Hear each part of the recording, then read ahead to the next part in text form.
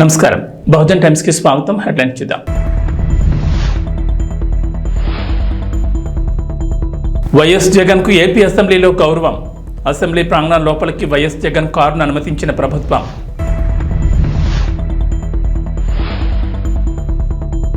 సికింద్రాబాద్ లష్కర్ బోనాల్ జాతరలో భవిష్యవాణి.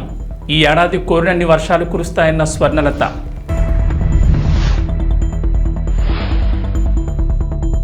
తెలంగాణలో పెట్టుబడులకు మరో సంస్థ. 700 కోట్లతో ప్లాంట్, 100 మందికి ఉపాధి.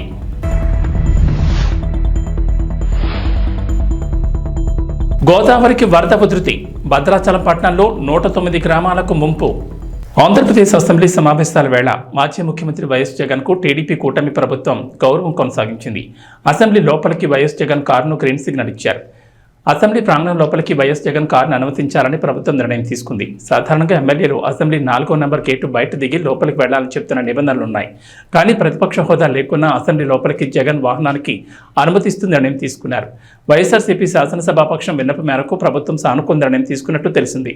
వాస్తవానికి అసెంబ్లీ నిబంధనల ప్రకారం వైఎస్ జగన్మోహన్ రెడ్డికి ప్రతిపక్ష నేత హోదా లేకపోవడంతో ఆయన కారును శాసనసభ బయటే ఉంచి లోపలికి వెళ్లాల్సి ఉంటుంది.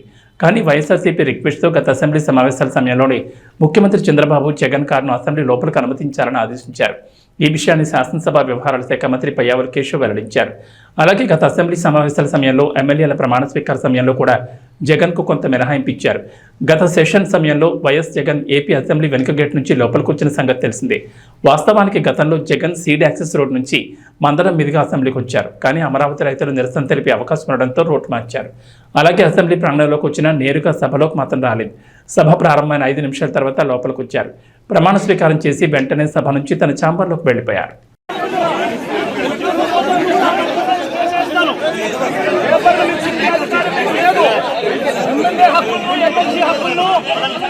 పరిరక్షించే బాధ్యత మీదే.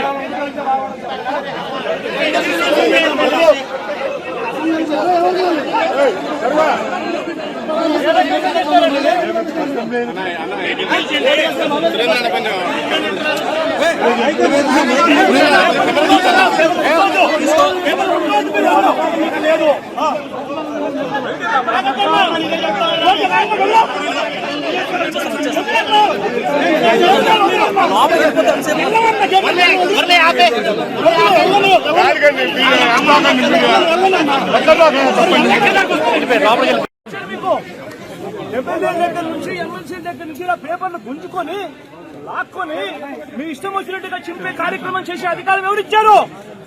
మధుసూదన్ రావు, గుర్తుపెట్టుకో. ఎల్లకాలం ఇలా మాదిరిగా ఉండదు. ప్రజాస్వామ్యంలో ఉన్నాం మనం. నీ టోపీ మీద ఉన్న సింహాలకు అర్థం ఏమిటో తెలుసా? అధికారంలో ఉన్న వాళ్ళకు సెల్యూట్ కొట్టడం కాదు, ప్రజాస్వామ్యాన్ని కాపాడడం కోసం మీరున్నారు. గుర్తుపెట్టుకోండి.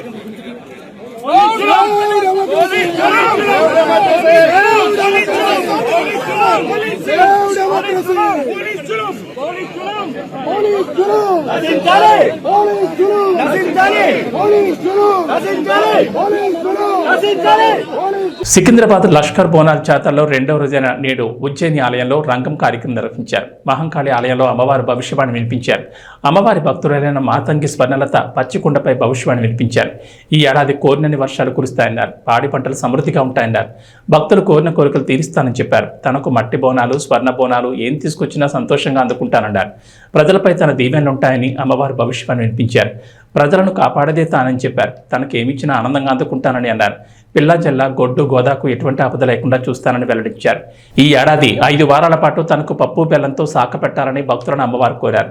ఔషధాలు తగ్గించుకుని పాడి పంటలపై దృష్టి పెడితే అనారోగ్యం అనేది తగ్గుతుందన్నారు. రంగం కార్యక్రమంలో మంత్రి పొన్నం ప్రభాకర్తో పాటు సీఎస్ శాంతికుమారి తదితరులు పాల్గొన్నారు. కాగా బోనాల్ జాతరలో భాగంగా ఇవాళ మధ్యాహ్నం అంబారిపై మహంకాళి అమ్మవారి ఊరేగింపు ఉంటుంది. సాయంత్రం పలహార బండ్ల ఊరేగింపు జరగనుందని ఆలయ నిర్వాహకులు వెల్లడించారు.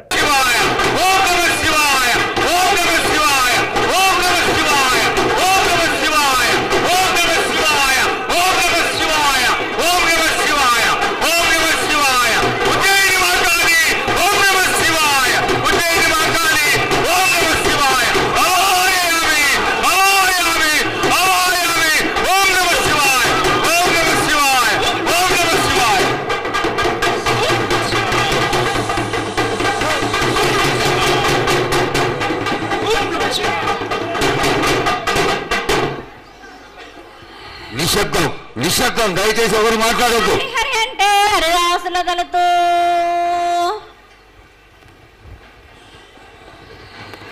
శివంటే శివునికి పేరు, నవంటే బ్రహ్మకు పేరు.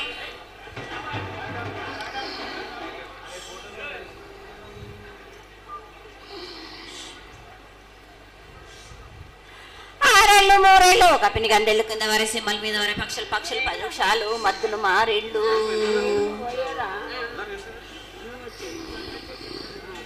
ఇచ్చిన ఈశ్వరుడు రాసిన బ్రహ్మదేవుడు రాసిన రాత పలాన దేశపటలింగా మా బట్లు భైరవుడా సాలహిగంబాల సరమణ రూపంబు 7 గండాల మీద 7 లింగాల మీద తలపది నామరాగజుల రూపంబు 8 నామర ఏక చిత్తారి గడుగు రేపల్లు చెన్నై తిరగయ్యా పగలు సాక్షిగా పొద్దు తిరగని పన్న పూలు గట్లు తిరగని గన్నెర్లు సద్దు తిరగని సంఖ్య పెంగలేలు సకల సూత్రాల సామెటి గంగా చిన్నెటి గంగా పెద్దెటి గంగా 12 వస్తాల భగరతి గంగా 9 వస్తాల దవకటి గంగా కసు గంగా అడగంగా రక్త గంగా నాగకుండలో ఉండే నన్నపుల గంగా తేనెకుండలో ఉండే తేలేటి గంగా పాలకుండలో ఉండేటి పాతాల గంగా సొప్పబెల్లో ఉండే తెప్పల గంగా గంగను లేందే గడి ఆగలేము. శివునికి శివ పూజ లేడు, పరమేశ్వరునికి శావ లేదు.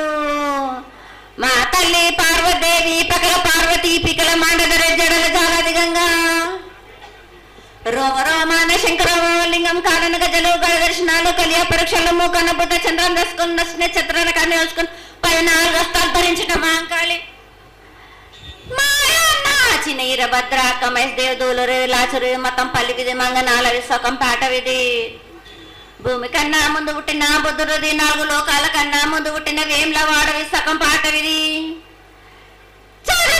నేర్పిన కీర్తి జోగమ్మ కీర్తి బాలమ్మ కీర్తి పోషమ్మ మేటల మంగసూత్రం చేయించిన గోల్కొండ విజయ్ కుమార కిన్నెర జయించిన ఆనందిష్ సత్యనారాయణ నా సాటిగా నాల పలక దర్శన ఎరకల దేవిచ్చిన పుట్టిన నా బులకు సుందరి కరవిచ్చిన కైలాసవతి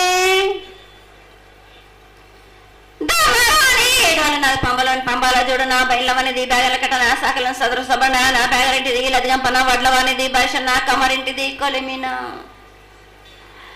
సాలానే బొంగురన్న సరసమైన వాటాన బాలన్ బొంగురాన్న బొంగురం దాని బొడుగంటన మాదగింటి గూటాన పెద్దల నాటి పెద్దమ్మనంటి దండమారమ్మనంటి పల్లెలమ్మనంటి ఈడుగులమ్మనంటి ఆ లక్ష్మి నేనే భూలక్ష్మి నేనే ధనలక్ష్మి నేనే వల్ల ముత్యాలు పోసుకొని ముందుగా ముత్యాలమ్మనంటే అన్నలకి 1 రూపంబు నల్లబోషునంటే గడ్డలమ్మనంటే సూదులమ్మనంటే కనకాల కట్ట వయసునంటే నా చిన్ని తమ్ముడు పీనుగులమ్మలన్న క్షరణము 7 రక జలంలో యాకంగా ఉన్నాము తల మీద దండం పెట్టుకుని నా పేద గ్రామానికి ఏమి విచారం. అమ్మ జగన్మాత మహాకాళి 250 సంవత్సరాలుగా ఈ లష్కర్కు వచ్చి అందరినీ ఆదరిస్తున్నటువంటి జగన్మాతకి ప్రతి సంవత్సరం కూడా దినదిన ప్రవర్ధమానమై నువ్వు కోరుకున్న విధంగా ఈ సంవత్సరం 16 రోజులు కూడా అత్యంత ఆనందంగా ఇసుక వేస్తే అంతటి జనంతో జాతర జరిపించుకుంటున్నాం. ఏ అవాంతరమైనటువంటి సంఘటనలు జరగకుండా చల్లగా కాపాడుతున్నాం. ఈ సంవత్సరం నీకు జరిగినటువంటి పూజలు అత్యద్భుతంగానే జరిగినాయని ఆశిస్తాం. నీ యొక్క ఆశీర్వాదాన్ని తెలియజేయండి. ఏటేటి కంటే ఈ ఏడున సంతోషంగా ఆనందంగా అందుకున్నా నా బాల బచ్చలనందరినీ నా కొల్లారికి సంతోషంగా ఆనందంగా రప్పించుకున్నాను. వాళ్ళు చేసిన పూజలన్నీ నేను ఆనందంగా అందుకున్నా. నేను తెలంగాణ పెట్టుబడులకు స్వర్గధామంగా మారింది. అనేక జాతీయ అంతర్జాతీయ సంస్థలు ఇప్పటికే రాష్ట్రంలో పెట్టుబడి పెట్టాయి. తాజాగా మరో సంస్థ రాష్ట్రంలో పెట్టుబడి పెట్టేందుకు ముందుకొచ్చింది. అల్యూమినియం టిన్నులను ఉత్పత్తి చేసే బాల్ బెవరేజ్ ప్యాకింగ్ సంస్థ తెలంగాణలో తమ ప్లాంట్ పెట్టేందుకు రెడీ అయింది. 700 కోట్లతో ఈ యూనిట్ను స్థాపించనున్నారు. బీర్లు, కూల్ డ్రింక్స్, పర్ఫ్యూమ్లు ఇండస్ట్రీకి ఈ సంస్థ అల్యూమినియం టిన్నులను సరఫరా చేయనుంది. బాల్ బెవరేజ్ ప్యాకేజింగ్ సంస్థ ఇండియా కార్పొరేట్ వ్యవహారాల అధిపతి గణేషన్తో పాటు ఆ సంస్థ ప్రతినిధులు ఈ మేరకు తెలంగాణ ఐటీ మంత్రి శ్రీధర్ బాబుతో భేటీ అయ్యారు. ఆదివారం సెక్రటరియట్లో మంత్రితో భేటీ అయిన సంస్థ ప్రతినిధులు తమ సంస్థ విస్తరణ ప్రణాళికను ఆయనకు వివరించారు. బాల సంస్థ పెట్టుబడి పెట్టేందుకు తెలంగాణలో అవసరమైన భూమిని, ఇతర మౌలిక సౌకర్యాలు కల్పిస్తామని మంత్రి వారికి హామీ ఇచ్చారు. పెట్టుబడికి సంబంధించిన పూర్తి ప్రణాళిక సమర్పించాలని సంస్థ ప్రతినిధులకు సూచించారు. పల్నాడు జిల్లా కలెక్టర్ బంగ్లాలో కాంట్రాక్ట్ బేసిక్ మీద ఉద్యోగం చేస్తున్న మహిళపై లైంగిక వేధింపులకు గురి చేస్తున్నాడని మహిళ కలెక్టర్కు ఫిర్యాదు చేశారు. తాను సహకరించలేదని ఉద్యోగం నుంచి తొలగించారని మహిళ ఆవేదన చెందుతున్నారు. లైంగిక వేధింపులపై సీసీ జానీ భాషపై డిఆర్ఓకు ఫిర్యాదు చేసినా చర్యలు తీసుకోవడం లేదని, తమకు న్యాయం చేసి తన ఉద్యోగం తిరిగి ఇప్పించాలని కలెక్టర్కు బాధితురాలు ఫిర్యాదు చేశారు. లైంగికంగా వేధించిన జానీ భాషని తన మీద చర్య తీసుకొని మాకు న్యాయం జరిగేటట్టుగా చేయాలని, మా పనులు మాకు ఎప్పటాలే, మా జాబులు మాకు రావాలని చెప్పేసి తనని కలెక్టర్ సార్ని వేడుకుంటున్నాం. కుత్బుల్లాపూర్ నియోజకవర్గం కొంపల్లిలోని పలు కాలనీలో కుక్కలు స్వైర విహారం చేస్తూ దొరికిన వాళ్ళని వేటాడుతున్నాయి. ఎన్నిసార్లు అధికారులకు విన్నవించుకున్నా ఫలితం లేకుండా పోయిందని, కొంపల్లి మున్సిపల్ కమిషనర్ చైర్మన్లపై చర్యలు తీసుకోవాలని పలు కాలనీలకు చెందిన చిన్నారులు పెట్ బషీరాబాద్ పోలీస్ స్టేషన్లో ఫిర్యాదు చేశారు. ఇంతమంది పిల్లలు ఒక్కసారిగా పోలీస్ స్టేషన్ రావడం చూసి అధికారుల తీరుపై పలువురు ఆగ్రహం వ్యక్తం చేస్తున్నారు. కాలనీలో ప్రజలు బయటికి రానంతగా కుక్కలు విచ్చలవిడిగా తిరుగుతున్నాయని, వాటి బారి నుంచి తమకు రక్షణ కల్పించాలని ఎన్నోసార్లు మున్సిపల్ అధికారులు తెలిపినా కనీస జాగ్రత్తలు తీసుకోకుండా అలసత్వం వహిస్తున్నారని ఆవేదన వ్యక్తం చేశారు. ఇలాంటి అధికారులపై చర్యలు తీసుకోవాలని, అలాగే సీఎం రేవంత్ రెడ్డి, కమిషనర్, స్థానిక ఎమ్మెల్యే వివేక్ తమ ప్రాణాలకు రక్షణ కల్పించాలని ప్లకార్డులు ప్రదర్శించారు.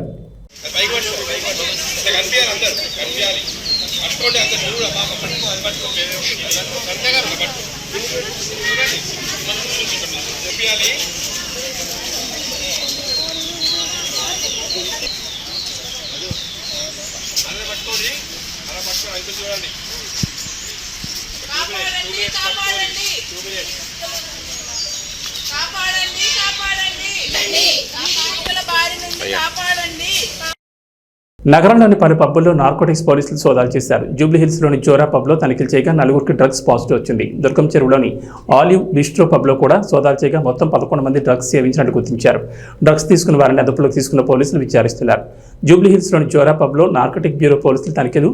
పబ్లోని ఓ ఈవెంట్లో పాల్గొన్న వారికి పరీక్షలు నిర్వహించారు పోలీసులు. పరీక్షల్లో 11 మంది డ్రగ్స్ తీసుకున్నట్లు వారికి పాజిటివ్గా తేలడంతో పోలీసులు అదుపులోకి తీసుకున్నారు.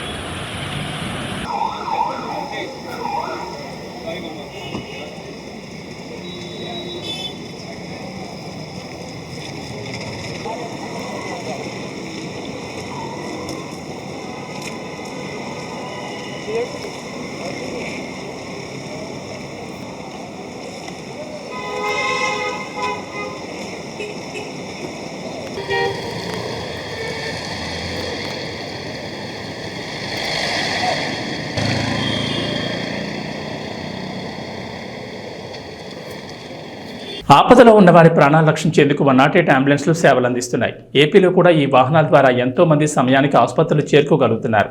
అయితే 108 వాహనాన్ని పోలీసులు స్వాధీనం చేసుకున్న ఘటన కలకలం రేపింది. తాజాగా ప్రకాశం జిల్లాలో జరిగిన ఈ ఘటన ఆసక్తికరంగా మారింది. ఇప్పుడు ఈ అంశం చర్చనీయాంశమైంది. ఈ నెల 10న కొనకనమెట్ల మండలానికి చెందిన 108 వాహనం డయాలసిస్ రోగిని ఆసుపత్రికి తీసుకెళ్తోంది. మార్గమధ్యంలో కనిగిరి మున్సిపాలిటీలోని టకారీపాలెం దగ్గర రోడ్డు దాటుతున్న వ్యక్తిని 108 వాహనం ఢీకొట్టడంతో అతడు ప్రాణాలు కోల్పోయాడు. ఆ అంబులెన్స్కు ఫిట్నెస్ సర్టిఫికేట్, ఇన్సూరెన్స్ లేకపోవడంతో కనిగిరి పోలీసులు వాహనాన్ని స్వాధీనం చేసుకుని పోలీస్ స్టేషన్కి తరలించారు. అలాగే వాహనం డ్రైవర్పై కేసు నమోదు చేశారు. దీంతో ఆ డ్రైవర్ను ఉద్యోగం నుంచి తొలగించారు. రవాణా శాఖ నిబంధనల ప్రకారం ఏదైనా వాహనం కొనుగోలు చేస్తే తప్పనిసరిగా ఫిట్నెస్ సర్టిఫికేట్, ఇన్సూరెన్స్ ఉండాల్సిందే. కానీ గత ప్రభుత్వ హయాంలో ఇవేవీ పట్టించుకోలేదని టీడీపీ ఆరోపిస్తోంది. ప్రకాశం జిల్లాలోని 40 అంబులెన్స్లు ఒక్క వాహనానికి కూడా ఈ ధృవపత్రాలు లేవంటున్నారు. వాస్తవానికి రాష్ట్ర వ్యాప్తంగా ఇదే పరిస్థితి ఉన్నట్లు చెప్తున్నారు. 4 ఏళ్ల క్రితం అంబులెన్స్లు కొనుగోలు చేసినా వాటికి ధృవపత్రాలను సమకూర్చుకుపోవడంతో వాహన డ్రైవర్లు ఇబ్బందులు పడుతున్నారు. ఏపీలో జరిగిన మరో ఎన్నికల్లో టీడీపీ కూటమికి ఘన విజయం దక్కింది. తూర్పుగోదావరి జిల్లా Rajamahendravaram the Aryapuram cooperative urban bank ఎన్నికలు ప్రతిష్టాత్మకంగా జరిగాయి. ఈ ఎన్నికల్లో టీడీపీ కూటమి ప్యానెల్ ఘన విజయాన్ని అందుకుంది. చల్లా శంకర్రావు చైర్మన్ అభ్యర్థిగా మొత్తం 10 మంది సభ్యులు గెలుపొందారు. ఈ బ్యాంక్ పాలకవర్గ ఎన్నికలు ఈ నెల 20న జరగగా సార్వత్రిక ఎన్నికలు తలపించాయి. రాజమహేంద్రవరం ఎస్కేవిటి కాలేజీలో ప్రత్యేక భద్రత మధ్య ఆదివారం ఉదయం 8 గంటల నుంచి అర్ధరాత్రి వరకు కౌంటింగ్ ప్రక్రియ నిర్వహించారు. ఈ బ్యాంకుకు సంబంధించి మొత్తం 74,585 మంది ఓటర్లుంటే 18,876 మంది బ్యాలెట్ పద్ధతిలో తమ ఓటు హక్కు వినియోగించుకున్నారు. మొత్తం 13 బెంచీలు ఏర్పాటు చేసి ప్రతి బెంచ్ దగ్గర ఒక సూపర్వైజర్తో పాటు 2 అధికారులు, సిబ్బంది, ఏజెంట్లు ఉన్నారు. ఆంధ్రప్రదేశ్ ముఖ్యమంత్రి తెలుగుదేశం పార్టీ అధినేత నారా చంద్రబాబు నాయుడు తెలుగు తమ్ముళ్లకు శుభవార్త చెప్పారు. పార్టీ కోసం, ప్రజల కోసం కష్టపడిన వారికి ఏ పదవులైనా దక్కుతాయన్నారు. టీడీపీ అధినేత కుప్పం ముఖ్య నేతలు, కార్యకర్తలతో టెలికాన్ఫరెన్స్ నిర్వహించారు. ప్రస్తుతం కొన్ని సర్వేలు నిర్వహిస్తున్నామని, అవి పూర్తయ్యాక నామినేటెడ్ పదవుల భర్తీ ఉంటుందని తెలిపారు. నామినేటెడ్ పోస్టులపై 1-2 నేతలు చంద్రబాబు దగ్గర ప్రస్తావించగా తాను నాయకుల పనితీరుపై 1-2 సర్వేలు చేయిస్తున్నానని చెప్పారు. ఒక్క కుప్పమే కాకుండా రాష్ట్ర వ్యాప్తంగా ఈ సర్వేలు జరుగుతున్నాయని, ఇవి పూర్తయ్యాక అర్హులైన నేతలకు నామినేటెడ్ పోస్టులు ఇస్తామని, అందుకు కొంత సమయం పడుతుందన్నారు. వైఎస్ఆర్సీపీ నుంచి కొందరు టీడీపీలో చేరడానికి తహతహలాడుతున్నారని, పార్టీ బలోపేతానికి చేరికలు అవసరమే అన్నారు చంద్రబాబు. వైఎస్ఆర్సీపీలో ఉంటూ తటస్థంగా వ్యవహరించిన వారిని తీసుకోవచ్చని సూచనలు చేశారు. వీరి వల్ల పార్టీకి బలం చేకూరుతుందని, అదే సమయంలో మొదటి నుంచి పార్టీ కోసం పనిచేసిన కార్యకర్తలు, నేతలకు నష్టం కలగకుండా వారి అభివృద్ధి ఏం చేయాలో, ఎలా పైకి తీసుకురావాలో కసరత్తు చేస్తున్నామన్నారు. పార్టీలో కష్టపడిన వారికి ప్రతిఫలం దక్కుతుందని, కార్యకర్తలకు అన్యాయం జరగదని అన్నారు. తెలంగాణలో ఎడతెరిపి లేకుండా కురుస్తున్న వర్షాలతో వాగులు, వంకలు పొంగి పొర్లుతున్నాయి. చెరువులు, జలాశయాలు, ప్రాజెక్టులు జలకళను సంతరించుకున్నాయి. ఇక ఎగువన కురుస్తున్న వర్షాలతో కృష్ణా, గోదావరి నదులతో పాటు అనేక ఉపనదుల్లో వరద ఉధృతి పెరిగింది. ముఖ్యంగా గోదావరి నదికి వరద ఉధృతి పెరగడంతో తీర ప్రాంత ప్రజలు అనేక ఇబ్బందులు ఎదుర్కొంటున్నారు. భద్రాచలం వద్ద గోదావరి నీటి మట్టం గంటకు పెరుగుతోంది.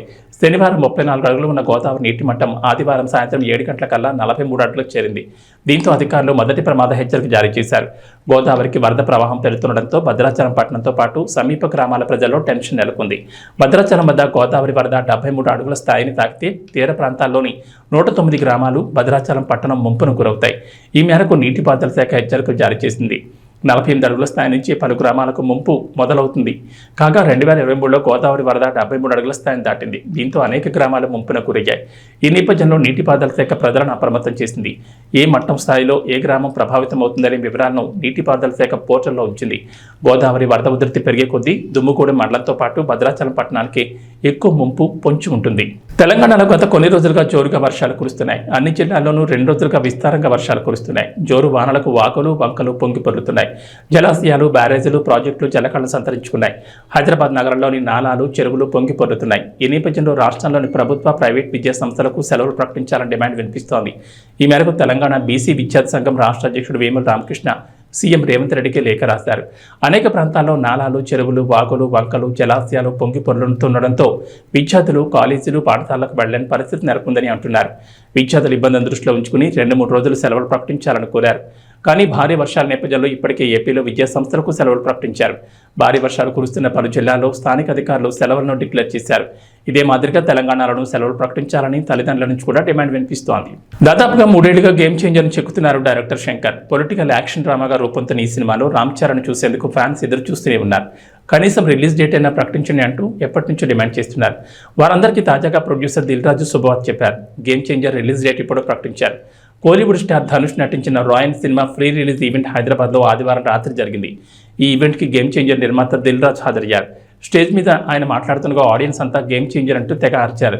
దీంతో గేమ్ చేంజరా, క్రిస్మస్ కలుద్దాం అంటూ ప్రకటించారు దిల్ రాజు. ఇన్నాళ్ళు ఎంత అడిగినా రిలీజ్ డేట్పై నోరు మెదపని దిల్ రాజు ఇప్పుడు ఇంత సింపుల్గా విడుదల తేదీ చెప్పేసరికి మెగా ఫ్యాన్స్ ఫుల్ ఖుషీగా ఉన్నారు.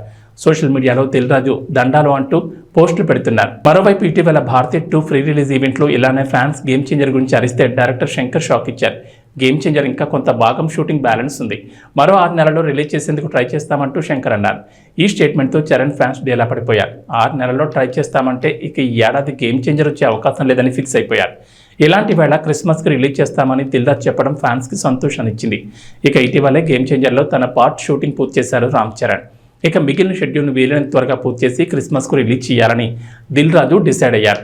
ఒకవేళ గేమ్ చేంజర్ కనుక క్రిస్మస్కి వస్తే మెగా ఫ్యాన్స్కి వరుసగా 3 పొలంజాలు తగిలినట్లే. ఎందుకంటే పుష్ప 2 డిసెంబర్ 6న రిలీజ్ కానుంది. ఇక క్రిస్మస్కి గేమ్ చేంజర్ వస్తే ఓ 15 రోజుల తర్వాత సంక్రాంతికి మెగాస్టార్ చిరంజీవి విశ్వంభర దిగనుంది. టీమిండియా ఆల్రౌండర్ హార్దిక్ పాండ్యా గత కొన్నాళ్లుగా వార్తల్లో నిలుస్తున్నాడు. ముంబై ఇండియన్స్ జట్టుకు కెప్టెన్గా ప్రకటించిన నాటి నుంచి అతను ఇబ్బందికర పరిస్థితులు ఎదుర్కొంటున్నాడు. రోహిత్ శర్మ ఫ్యాన్స్ అతన్ని ఎగతాళి చేశారు. ఆ తర్వాత వ్యక్తిగత జీవితం కారణంగా కూడా వార్తల్లో నిలిచాడు.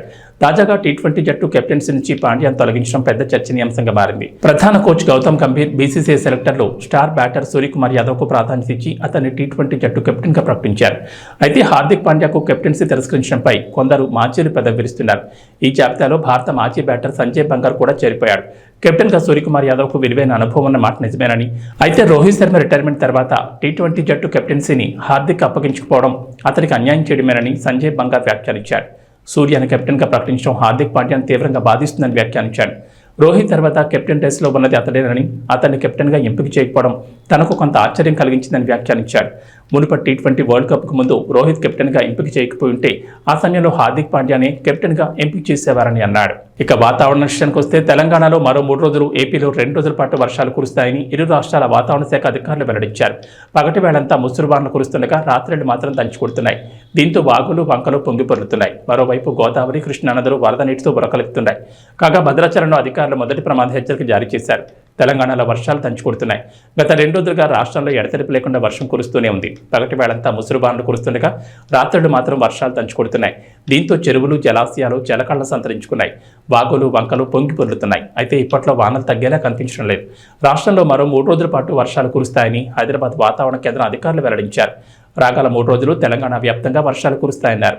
బంగాళాఖాతంలో ఏర్పడిన వాయుగుండం ప్రభావంతో ఏపీలో పలు చోట్ల భారీ వర్షాలు కురుస్తున్నాయి. ముఖ్యంగా కోస్తాంధ్ర, ఉత్తరాంధ్ర జిల్లాలో వర్షాలతో అతలాకుతలమవుతున్నాయి. ఎడతెరిపి లేకుండా కురుస్తున్న వర్షాలతో ఉత్తరాంధ్ర జిల్లాల్లో వాగులు, వంకలు పొంగి పొర్లుతున్నాయి. కొన్ని చోట్ల రోడ్డు తెగి రాకపోకలు నిలిచిపోయిన పరిస్థితి ఏర్పడింది. అనేక చోట్ల పంటలు నీట మునిగిపోయి రైతులు లబోదిబోమంటున్నారు. వీధుల్లోకి వరద నీరు చేరి ప్రజలు ఇబ్బందులు పడుతున్నారు. మరోవైపు ఆదివారం సాయంత్రానికి వాయుగుండం బలహీనపడింది. అయినప్పటికీ మరో 2 రోజుల పాటు ఉత్తర, దక్షిణ కోస్తా, రాయలసీమ జిల్లాలో చాలా చోట్ల ఓ మోస్తరు వర్షాలు కురుస్తాయని వాతావరణ శాఖ అధికారులు తెలిపారు. టీవీ బులెటిన్ విశేషాలు. నమస్కారం.